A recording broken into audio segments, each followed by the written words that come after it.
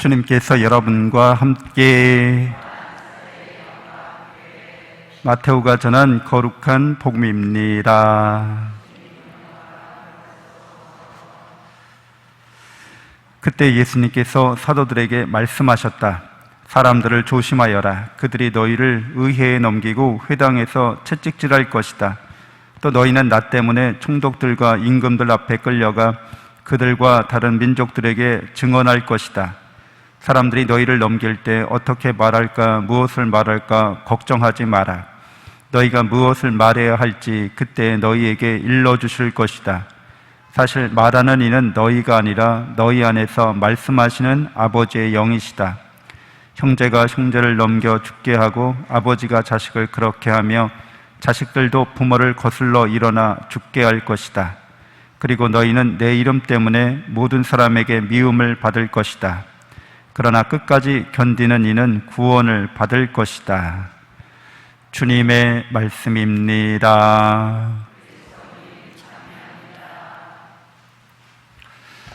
찬미 예수님, 하나님의 복덩이 고맙습니다. 고맙습니다. 고맙습니다. 네, 오늘은 한국 성직자들의 수호자 김대건 안드레아 사제의 축일 기념일입니다. 신신미사로 오늘 우리는 함께하고 있습니다. 안드레아 사제가 신문 받을 때 그 안드레아 사제에 대해서 신문관들이 정말 고생스러운 그런 인생을 살았다고, 어린 나이에 이역만리 타국에 가서 여러 가지 물설고 낯선 곳에서 생활하는 것이, 어려운 학문을 공부하는 것이 얼마나 고생스러운지 동정을 표한 거였는데, 잘 알다시피 김대건 안드레아 성인께서는 그 모든 고생이나 고난을 기쁘게 받으셨죠. 오히려 그런 것들을 하느님을 사랑하는 자의 특권으로 여기셨을 겁니다. 그래서 신앙인들은 하느님과의 사랑의 관계 안에서 고난과 역경을 겪을 때 세상 사람들은 안 됐다고, 고생스럽다고 이렇게 표현하지만 특별한 권리로 여긴다는 거죠. 왜? 사랑하는 사람만이 사랑하는 사람을 위해서 고난당할 자격이 있기 때문에 그러합니다. 아무나 고난당할 자격이 있는 게 아니라는 거죠. 그래서 우리가 고난마저도 기쁘게 그것을 감수하고 감내하는 것은 하나님과 우리가 어떠한 관계에 있느냐에 따라서 달라지게 됩니다. 하나님과 정말 사랑의 관계 안에 있으면 그분을 위해서 고난당하는 것은 정말 영광인 거죠. 그 순교 성인들은 다 그러한 사랑의 관계 안에서 고난과 역경, 심지어 목숨마저도 바칠 수 있는 특권을 얻었다고 생각하고 기쁘게 바치신 거죠. 그렇게 생각해 보면 우리의 믿음이 너무 미약하죠. 우리는 조금만 뭔가 문제가 생기면 엄청 힘들어하고, 또 어떻게 하면 빠져나갈까, 그만둘까 이렇게 생각하는 경우가 종종 있죠. 고난을 조금 받았더니 화들짝 놀라는 거죠. 하나님, 우리 사이가 이런 사이는 아니잖아요. 이렇게. 하나님하고 저하고 그렇게 가깝지는 않잖아요? 라고 말하는 것일 수도 있습니다. 그게 반증하는 거죠. 오늘 성경 통독은 데살로니가 1서와 2서를 함께 나눌 텐데, 데살로니가 1서 5장 16절에서 17절, 우리가 너무나 잘 알고 있는 말이죠. 18절 이어서 언제나 기뻐하십시오. 끊임없이 기도하십시오. 모든 일에 감사하십시오. 이것이 그리스도 예수님 안에서 살아가는 여러분에게 바라시는 하나님의 뜻입니다. 이렇게 말씀해 주고 있습니다. 언제나 기뻐하라는 말이 실제로는 우리 삶에서 적용하기가 쉽지 않죠. 그런데 하느님과 사랑의 관계에 있는 사람들에게는 이 말이 합당합니다. 여기서 말하는 이 기쁨은 사랑의 기쁨인데, 세상 안에서 오는 기쁨들은, 세상의 기쁨들이 여러 가지가 있잖아요.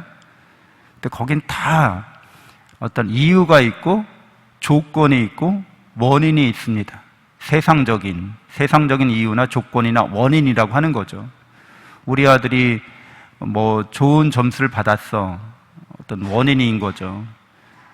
뭐 오늘 날씨가 너무 좋아, 내가 좋아하는 날씨야, 어떤 상황이나 조건인 거죠. 그러니까 이런 것들이 우리에게 세상적인 기쁨을 주는데, 잘 알다시피 우리가 세상적 기쁨을 누리는 이런 조건이나 이유나 원인은 항상 한결같지가 않죠. 그건 변하는 거니까.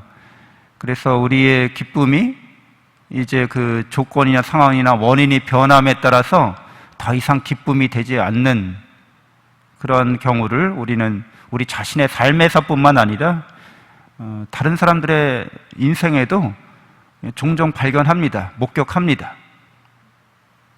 그래서 여기서 말하는 기쁨은 세상적인 조건이나 이유나 원인과 상관없이 기쁜 걸 말합니다. 오로지 하느님과의 사랑의 관계 안에서 내가 그 관계 안에 있기 때문에 기쁜 걸 말하는 거예요. 그 하느님의 사랑을 받는다고 하는 것은 영원한 생명과 영원한 행복을 받은 거죠, 이미. 그래서 항상 기뻐할 수 있다고 하는 것은 이미 다 이루어졌다는 겁니다. 이 사랑이 성취됐다는 거예요. 사랑이 이루어질까 말까 조마조마하고 뭐 근심되고 불안한 게 아니라 사랑이 이미 성취됐다는 거죠. 그래서 어떻게 그것을 우리가 확신할 수 있어요? 바로 예수 그리스도 그분의 십자가 죽음과 부활의 사건이 우리에게 하나님과 인간 사이의 사랑이 완성됐다고 알려주는 거잖아요. 세례받은 그리스도인이라고 하는 것은 예수 그리스도의 십자가 죽음과 부활의 사건에 동참하는 것을 의미한다고 바오로 사도는 서간 여러 곳에서 말하고 있어요. 세례받은 그리스도인은 영원한 사랑에 들어간 사람이라는 거죠. 오늘 제2독서에서도 하느님의 은총의 영역으로 들어갔다고 말하는데, 영원한 사랑 속에 우리가 들어갔다는 겁니다. 그래서 세상적인 이유나 조건이나 원인 없이 그냥 행복한 걸 말합니다. 그냥 기뻐하는 거죠. 완성됐다는 거예요. 우리의 삶의 목적이 성취됐다는 거죠. 그래서 인간의 삶의 목적은 어디에 있어요?